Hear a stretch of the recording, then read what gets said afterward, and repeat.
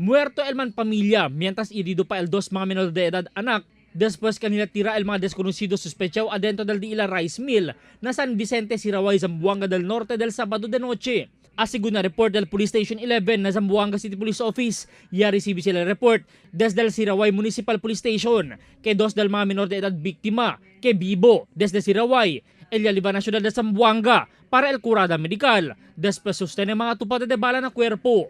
El un bata que 9 años de edad, tiene tupada na su pierna, mientras el 18 menor de edad hermano, tiene tupada también na tuhod.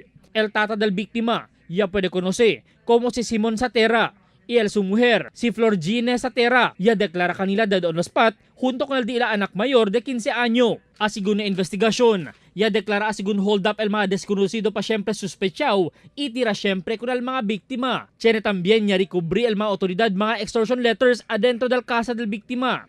Ta investiga pa ahora el otoridad si quien posible responsable con este. El Siraguay, amo el munisipyo cuantos kilometros lang cerca na barrio de Limpapa, que boundary del ciudad de Zamboanga para el Zamboanga del Norte. Tamande también conduce core investigasyon el Police Regional Office 9 acerca de este incidente. Albert Luna, Dateline Zamboanga.